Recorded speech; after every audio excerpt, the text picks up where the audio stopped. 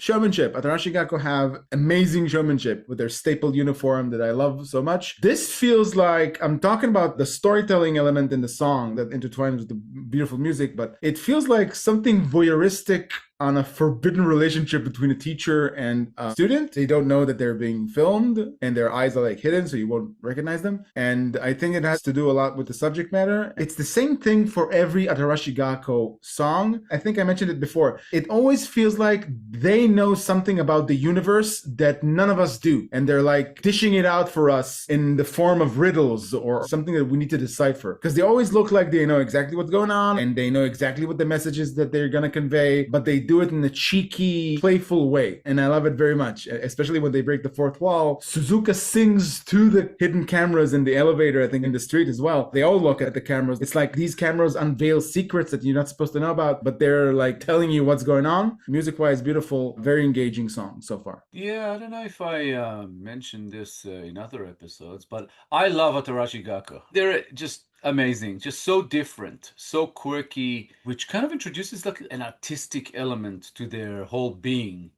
And this is like a song that is just different. I'm actually getting kind of like 80s vibes out of this one because of the storytelling method in a music video. They used to do this a lot in the 80s. The one thing that always strikes me is Suzuka's voice. It's so kind of grown up. Like her voice looks like it should be coming out of an older person, if you know what I mean. And I love the way she uses it to tell a story. And I love the way they tell a story in general. I mean, even here, what you're describing, that they are there kind of like a fly on the wall, but it's actually like they're taking front stage and saying, oh, we're going to tell you this story about these people. It's not so much maybe that they can't see them. It's more that they are actors there to convey the story being told in a way. Yeah. Like, you're coming to class, we're going to teach you something today that you can't fall in love with your teachers, and if you do, this could happen. It feels a bit that way. But you are correct. What they're showing us in the music video is that the teacher is very much complicit.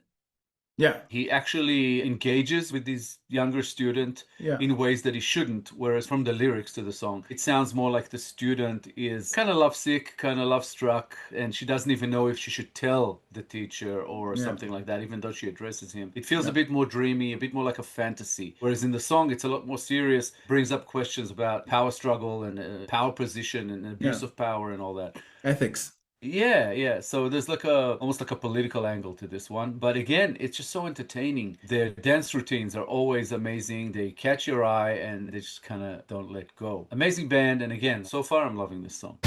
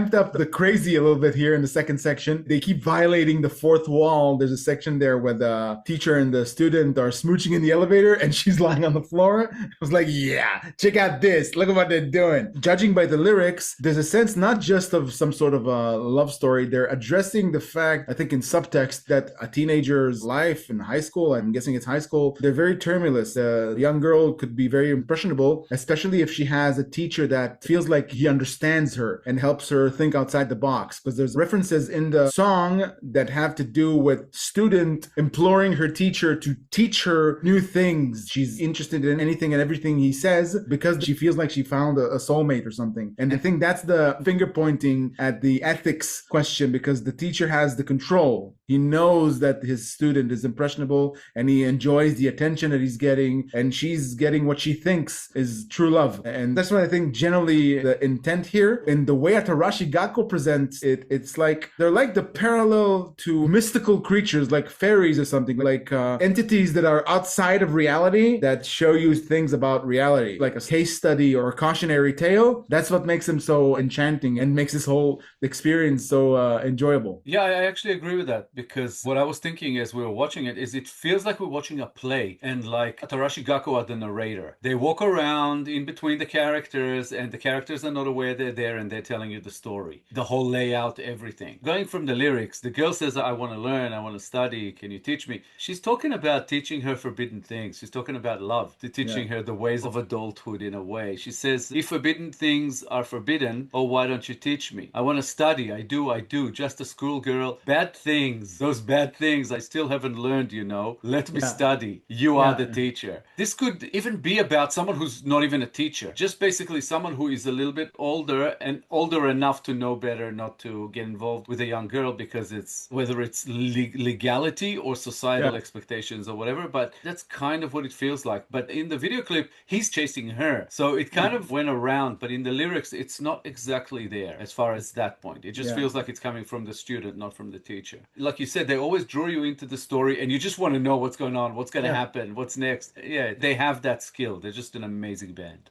Yeah. And also when the student implores her teacher, teach me the forbidden things, it feels like it doesn't have anything to do with the things that she wants to learn. It has to do with the excuse she's trying to make to be in the proximity of her teacher. She wants excuses to see him. So she asks him to teach her the forbidden things, aka do stuff with her. I think it's exactly what it means, what they intend here, but keep a small margin for what we don't know, and we could possibly be wrong. I used Google Translate to try to get the meaning of the title, Koi GEBA, and it came up with love ghetto. So I think it actually means something like that, or like a love prison. I think the lyrics are written from the point of view of the girl who's in a prison of love that she can't get out of. It's a forbidden love that she feels is unattainable. And like she's trapped in it. It has like a sad feel to it, even though they present it in almost a comical way. Yeah, it's the tumultuous effect of young infatuation. Teenage love, a first love, you can call it.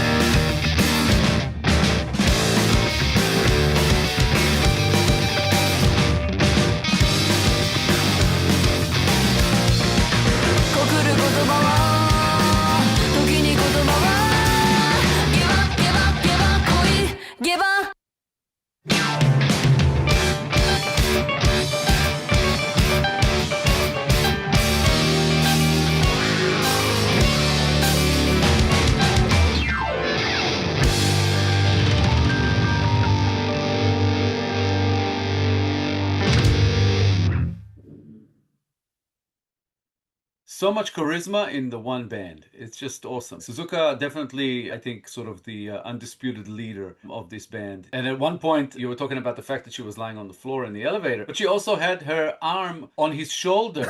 So Yeah. she was touching the character. So she really crossed some lines, I guess, in the way of that storytelling, which is somehow amusing. There's something to her. She's absolutely fantastic. And the rest of them, it was just awesome to see. I noticed something that we didn't talk about before, that in the beginning, they show you the teacher and the student in the class, and then in the elevator and whatever. But then they're like in a restaurant, and then they're outside a hotel in the street. It's like, yeah, okay, yeah. This is about a Inappropriate? very, What are you talking about? yeah, this is more than forbidden love. This is just forbidden.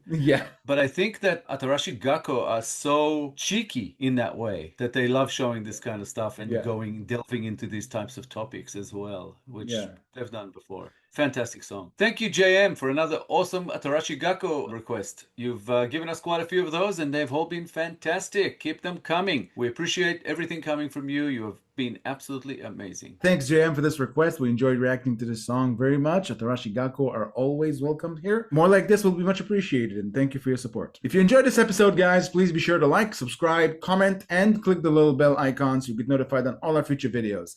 If you have a song in mind you'd like us to react to, please make your request through BuyMeACoffee. The link is at the top of the description below. Thank you all for sticking with us. Thank you all for your time. As always, our Atarashii Gakko reactions playlist should be up on the screen sometime about now. Give it a click, check them out. Lots of crazy, zany, awesome stuff in there. We love this band. Thank you so much for all the support you're throwing our way. If you'd like to show us some more support, we wouldn't knock it back. We need all the help we can get. So please, you can do it through BuyMeACoffee. We would much appreciate it. We'll be back in a couple of days with a new episode, and we hope to see you all then. Thanks again, guys. Bye for now.